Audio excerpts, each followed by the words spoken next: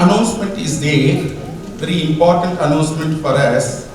You see, last several months we were approaching Greater Chennai Corporation for getting the approval of our Rotary Nagar, both the buildings, renovation cum construction, that is library building as well as the Women Empowerment and Children Education Center. And now we got both the buildings approval from Greater Chennai Corporation. In addition to those two approvals, we also got two more approvals for East and Air Place, the public convenience facility to be created at the Panagal Park, and one more is at what we call T Nagar. So these are all the efforts and time and other things were taken care by our advisor, Rtn Ravi Shankar. Let us give big round of applause.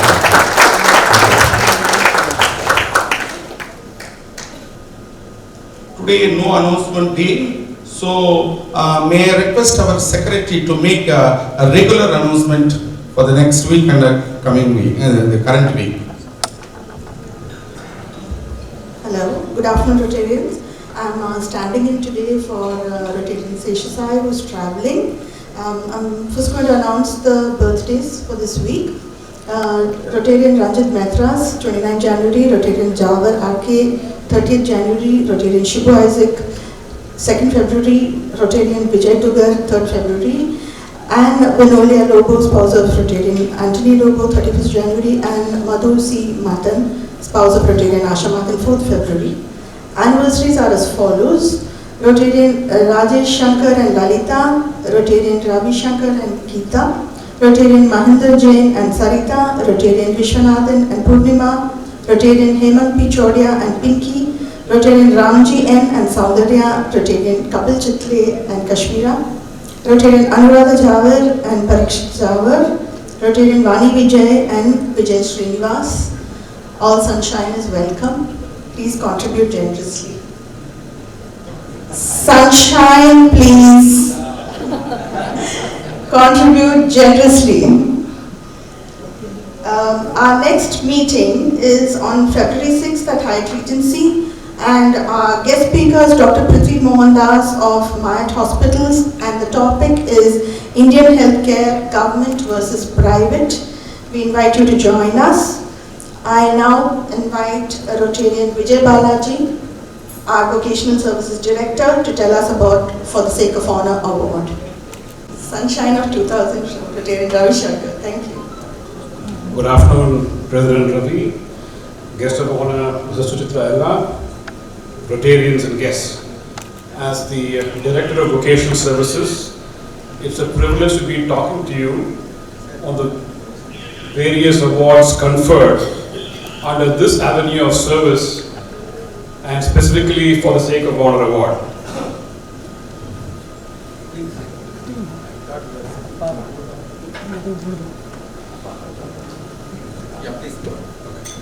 So Rotary is an organization which gives prime importance to each person's vocation. One of the ways to make Rotary more prominent to the public is through these awards instituted under vocational service. Under this avenue of service, we have the following awards that we bestow on eminent recipients: the Lifetime Achievement Award, Service Above Self Award, Vocational Excellence Award, Educator Extraordinary Award, Young Achievers Award, International Service Award, CSR Award, Environment Protection Award, Employer-Employee Award. And some of these have been instituted way back in the 1960s. However, For the Sake of Honor Award that we are conferring today is Rotary International's highest recognition for an individual's vocation. In RCM, it was instituted in 1963 and is conferred on a person who has made a remarkable contribution to the ideal of service through his or her vocation. Usually it's given to Chennaites, but once in a way we do make exceptions. Several people of eminence have honored us by accepting this award from the Rotary Club of Madras.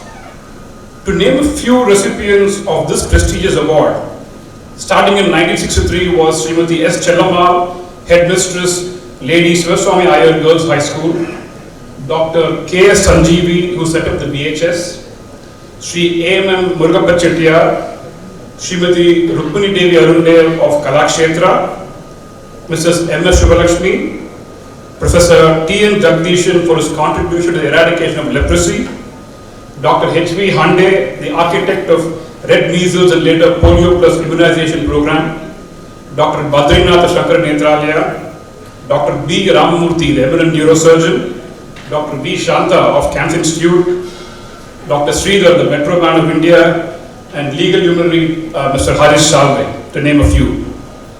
It's coincidental, January is the Vocational Services Month in the Rotary calendar, and it is befitting that we are bestowing this award during the Vocational Services Month on Suchitra.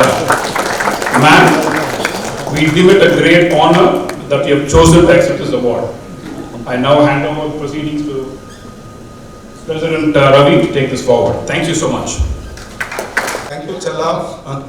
Thank you, Vijay Balaji, for highlighting various facts about awards and more specifically the For the Sake of Honor Award. And today is a momentous occasion as we gather to bestow the For the Sake of Honor, the Rotary Award upon a visionary leader, Mrs. Suchitra Yella, the co-founder of Bharat Biotech. Her timeless effort and dedication and innovative spirit and transformative leadership and groundbreaking contribution have not only elevated Bharat Biotech but have also set new high standards in the field of biotech. Her company has been an example of Atmanirbhar Bharat to make India self-sufficient in vaccines at a time of global shortage. To the Rotary Club of Madras, we take immense pleasure and pride in recognizing Mrs. Suchitra Yella's outstanding contribution to the betterment of the society. Her work is a shining example of the fast impact and creating a co-vaccine for globe. As we present For the Sake of Honor Award, let us acknowledge the spirit of dedication and excellence that Mrs. Suchitra Yella embodies.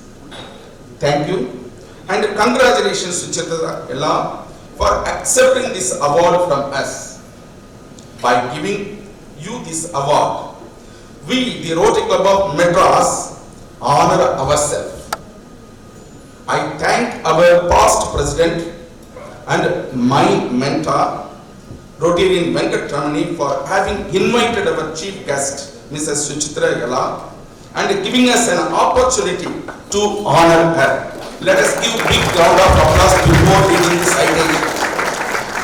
Now, may I request President-elect Rtn Chella to come and read the citation. Thank you. President Ravi, Secretary Sunita, Chief Guest Mrs. Suchitra Yella, my Vocational Services Director Vijay, Past President Venkat, friends, Rotarians. Wuhan, mask and isolation are three dreaded words which created much anguish. As in the story of the Pandora's box, the only part of the box which needed to be let out to solve the world's problems is hope. We are in the presence of someone who has helped us convert the word hope into triumph. It gives me great pleasure to read the citation on this occasion, especially in the presence of Madam Suchitra, mother. Rotary Club of Madras confers the For the Sake of Honor Award on 23-24 on Suchitra K. co-founder and managing director, Bharat Biotech International Limited. The world is a changed place post the pandemic of COVID-19. It transformed the way people looked at life and living. It also taught us to cherish the good and the precious, embracing positivity in seeking solutions. COVID-19 has brought out heroes of many hues, some who walked amongst us, others who worked behind the scenes tirelessly and endlessly to offer the world some succor. Suchitra K. is one such.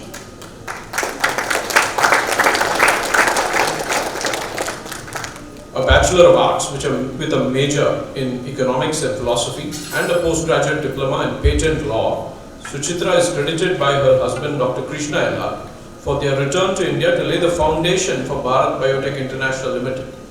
The company is now iconic for the development of Covaxin, India's first indigenous vaccine against COVID-19, and Incovac, the world's first intranasal vaccine for COVID-19.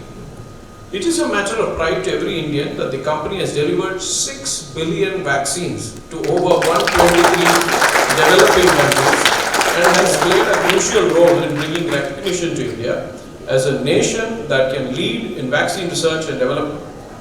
As a first-gen entrepreneur, Suchitra has in the last 25 years helped Bharat Biotech deftly and successfully putting in place a culture of innovation, accountability and excellence. Under her leadership, Bharat Biotech has filed 433 patents, holds 145 granted patents and developed 19 vaccines for worldwide use, amongst which are the ones for chikungunya and Zika. Suchitra also co-founded 12 companies with Dr. Krishna Ella, including the Ella Foundation. She holds distinguished positions of leadership in prominent industrial, social and educational organizations in different regions and states. A path-breaking entrepreneur and an achiever par excellence, Suchitra understands the value of diversity and equality in the workplace. Therefore, it is no surprise that she works through the IWN Indian Women's Network to empower women and help them achieve their goals through programs like mentoring, workshops and more. As an inspiration, she is a shining example of women in leadership and is recognized as a role model and a beacon of hope for women who seek to create history. Her stupendous work has been well recognized and she has received many awards, including the Padma Bhushan in 2022. It is with pride that Rotary Club of Madras commemorates the achievements of a woman of substance, an achiever who led by example, by conferring on Suchitra Ella the For the Sake of Honor Award 23-24. Rotary Club of Madras is sure this recognition is but one in her many-feathered cap, each being an acknowledgement of her enterprise and unflagging spirit. This is indeed homecoming for me. I say this with a lot of pride and literally with emotions, tears coming into my eyes, because I stand here in front of you today not as an exception, but I'm a daughter of Tamil Nadu.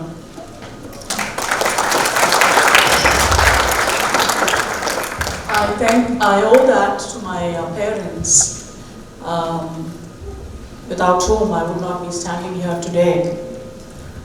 60 years later, coincidentally also coming to know that this award has been started in 1963, which is also my birth year. What a fantastic coincidence. I don't think I could expect anything beyond this in Chennai. The third thing is, I have my mother who is here amidst all of us today, because I thought it was very apt for me to receive this in front of her. Though I lost my father at a very, very young age when we were in Neyveli. I grew up in Neyveli. And, but the role model that he was to us, and my mother's strength and courage as a young woman in those days to have guided her 4 children and to be the backbone for all of us.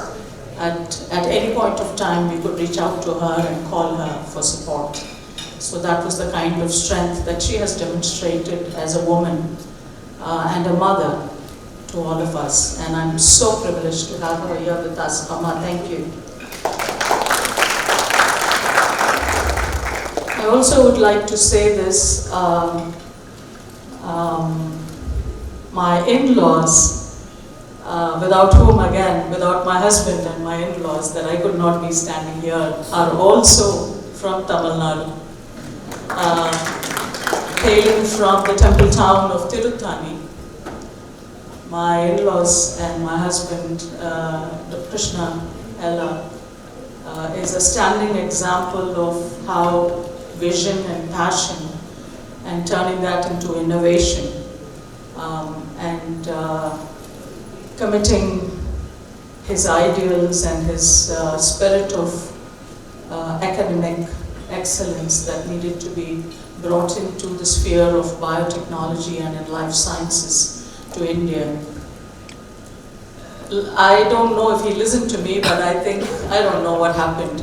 But we convinced ourselves that we could come back to India and we should try to change the way India has been doing certain things, especially in the realm of health sciences and life sciences. So the moment for us was to return to India was in 1996, when just the opposite was happening. So I could not be standing here without my better half, Krishna M. Ella, whom I absolutely admire and respect for his strength and for his conviction that we could change the way India is looked upon by the rest of the world by doing things in India and not by doing things elsewhere as non-resident Indians. So that was the spirit with which both of us decided to come back to India. And I'm standing here today as the proud daughter of this country by being honored by the nation by the highest civilian award, which has humbled both of us and has enabled us to further go forward in our thoughts and in the way we want to do things about what we could contribute to the technological excellence that India can produce. And this is, of course, being demonstrated over the last 30 years since we've started this journey as first-generation entrepreneurs, not having an iota of idea in what business and what technological businesses could be, and the challenges, the opportunities that, of course, existed together. And we looked at every challenge as an opportunity to convert it into an opportunity. I think that's what we felt, that this would lead not only, it was not about personal triumph, but it was about India's triumph in the public health space, because we were always borrowing technologies from nations that were from the West. And with the kind of population that we all know that we have, which is a double-edged sport, a bane and a boon.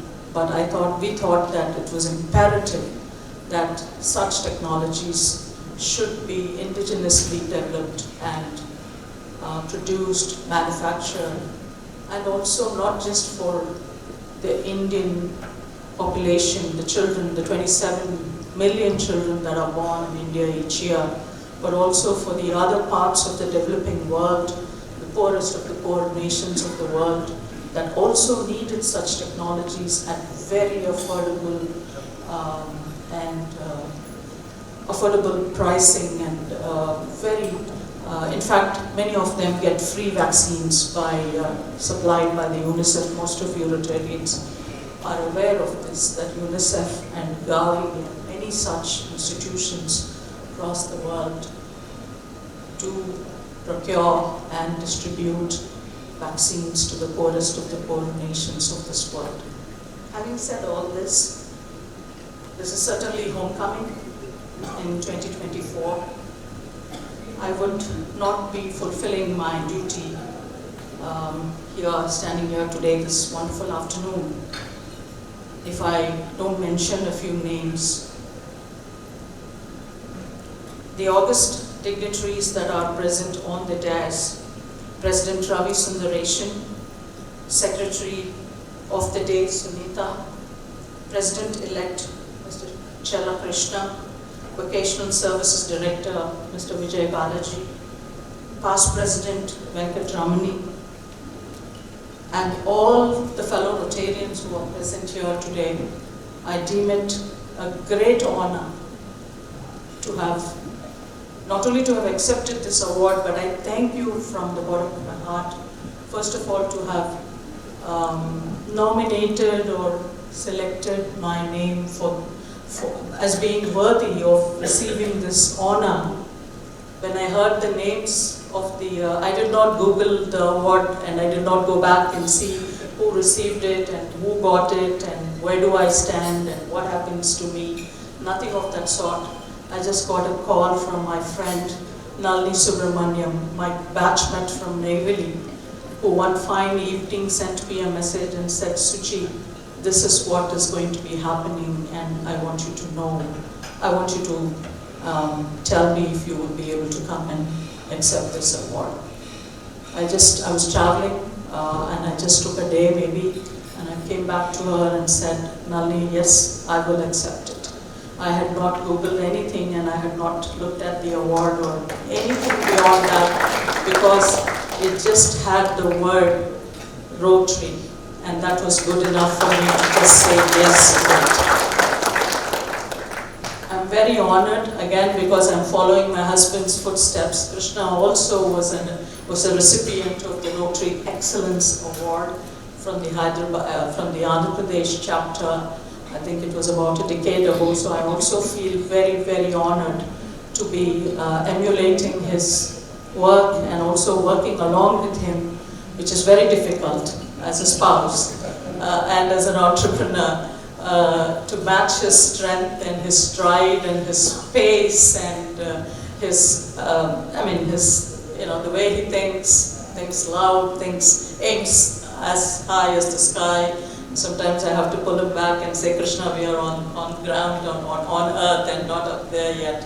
So it's extremely an honor for me to have received this again, just because of the word, what Rotary stands for and what it means to many of us, and what we have seen what Rotary can do to the entire world, not just to India and not just to Chennai.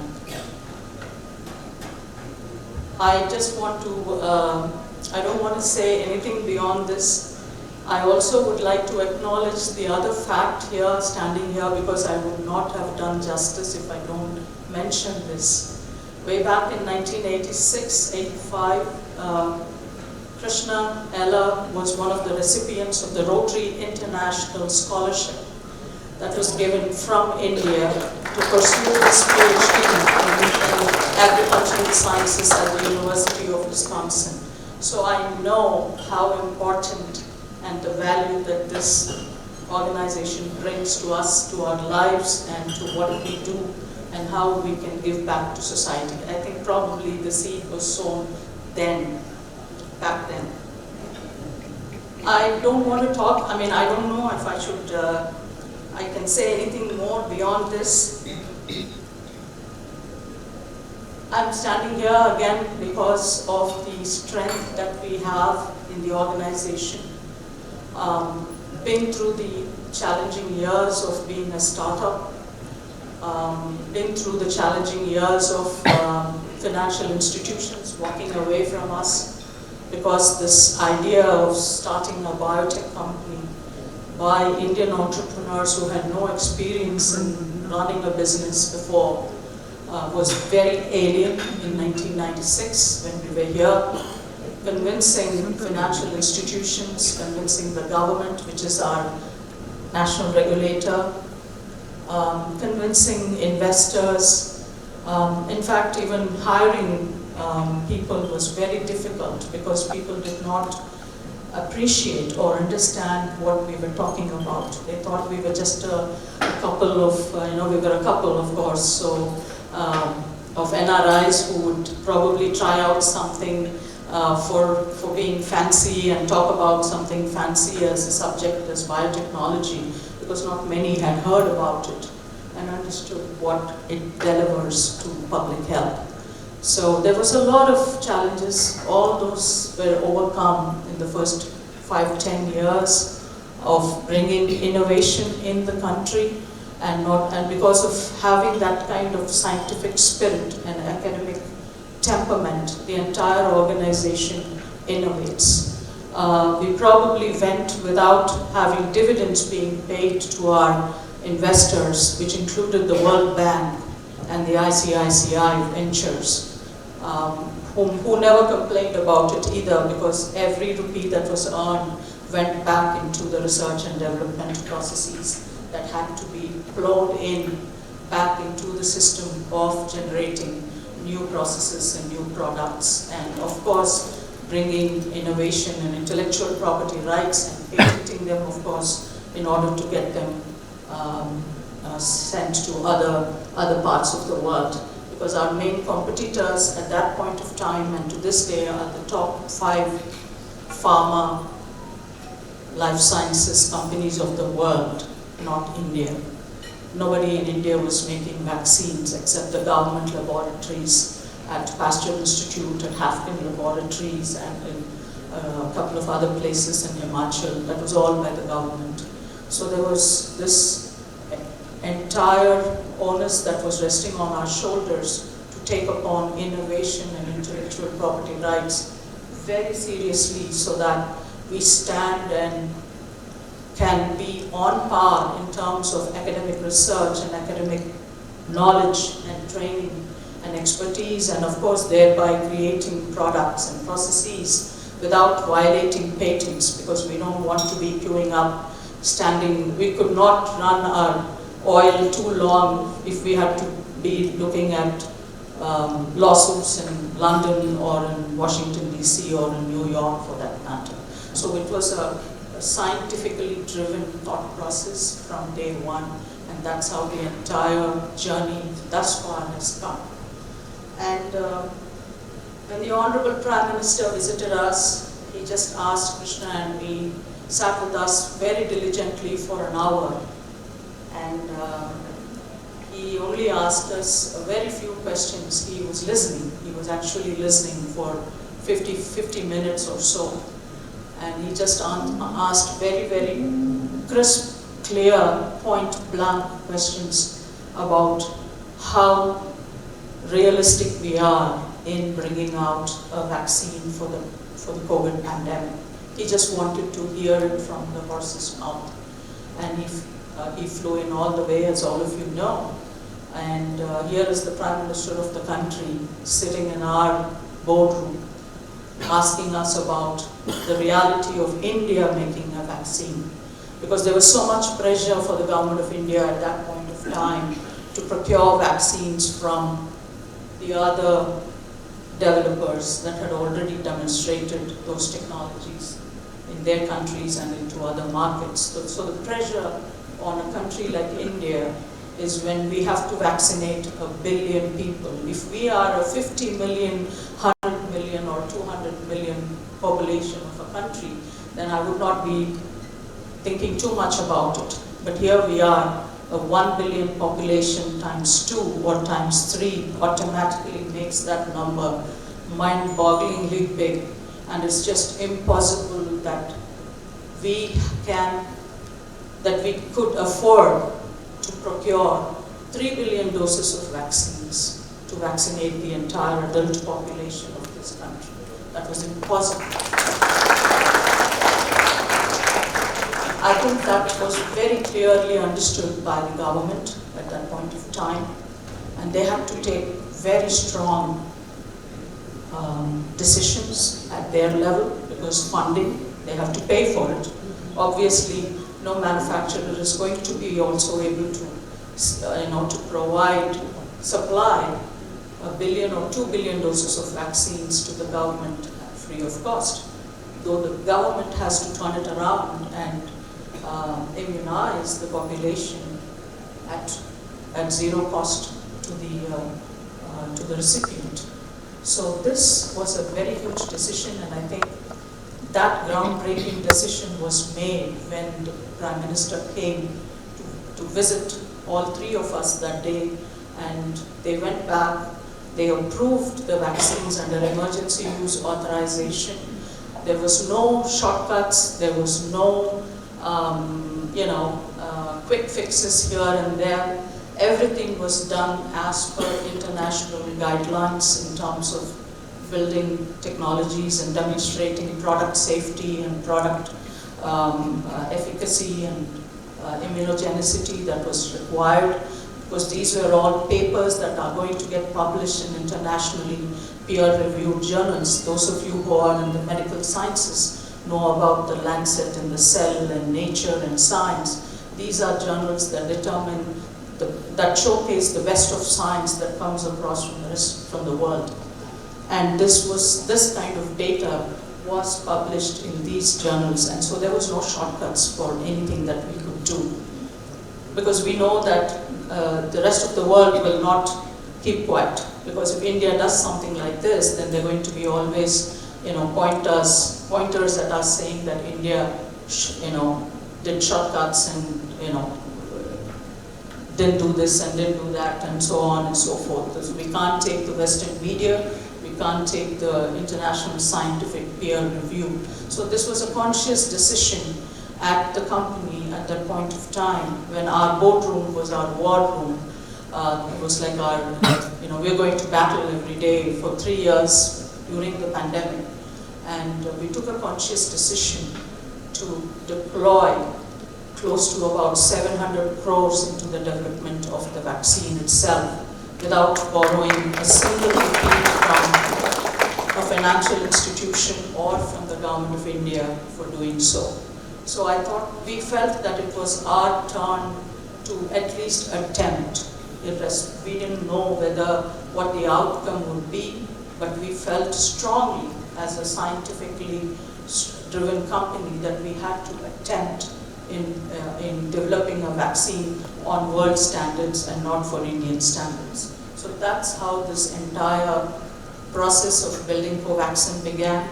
I'm not standing here again today in front of all of you, but for my 4 scientists who drove on 27th or 28th of April from Hyderabad. This is a story that I like to save for a minute. 4 of them we took 2 cars. They didn't want, it was a lockdown, all of us know that, so there was no logistics. And our own logistics service provider was not functioning. So we didn't know how do we go get the strains from Pune, from the National Institute of Virology. And here came our 4 scientists who said that they stood in front of us and they said that they would want to go and collect the strains, the live strains of the SARS-CoV-19 virus in -70, all the way driving to Pune from Hyderabad by road, crossing 3 state borders, cutting across 3 state borders, bringing it back on the 3rd day and entering into our facilities, knowing fully well that they can get contaminated and that their lives were at risk. So, but for them, and but for those initial 1,500 scientists who walked into the facilities with the virus in their hand. This was the live virus that they were carrying, it was not something else. So it was a live virus that they were holding, and in -70 of course, and properly stored conditions. But they knew very well, without having a vaccine, without being vaccinated, that they were working in our BSL-3 facilities, which were under negative pressure for at least 45 to 60 days before they could develop the vaccine. And the animals had to be tested and proven that they were safe. So not a single animal lost its life. So that's the pride that we take when we say that the rats and the guinea pigs did not lose their lives. And here we were at a point to say that none of the humans and the recipients of this vaccine should also lose their lives because it's a made in India product. So we wanted to change that thought process that we had in questioning ourselves, in doubting our scientific temperament and the endeavor, the spirit that we can collectively bring to the table when we have this kind of large issues and challenges to deal with. And we also not just did it for ourselves. The Prime Minister went away by saying one last line. He said, Krishna, I want our vaccine to be sent to many, many other countries of the world. So I think that was another benchmark that we could create when India became the 5th country in the entire world to make a pandemic vaccine. So I think these trends go a long way. I think our children, the next generations, are going to be benefited by this. I think these are foundations that we lay for them for the future, not for ourselves now. And I hope to see that India will be the largest country in producing technologies and bringing more and more laurels to ourselves and to our future generations to come. And when India, we came to India when India was 50. So I was thinking, when we finished the vaccine, India was 75. I'm just dreaming about what India should be doing when India is 100 and 150. I think the children of this great nation, the younger generation, should take a lot of these positive energies and strengths that we have collectively to take it forward for the nation. Of course, when the nation gets benefited, all of us get benefited. And for the women of this country, I always have this, again, it's a very personal thing, but definitely it's not in the sense personal, but I feel that India's strength in terms of its women power is 500 million plus.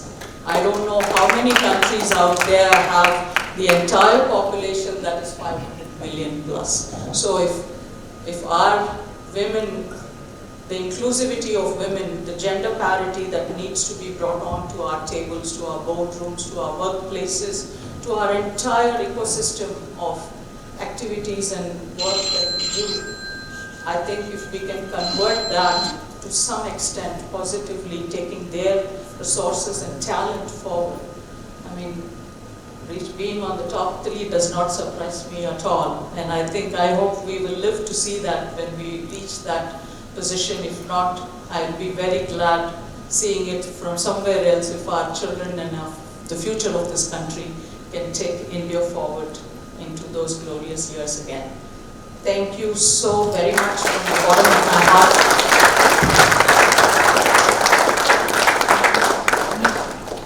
I am extremely privileged and honored to be standing here today in front of all of you and receiving this award on behalf of my entire organization who has put me in the front. But there are many of them who work 24/7 so that I was able to be here today with all of you. Thank you so very much.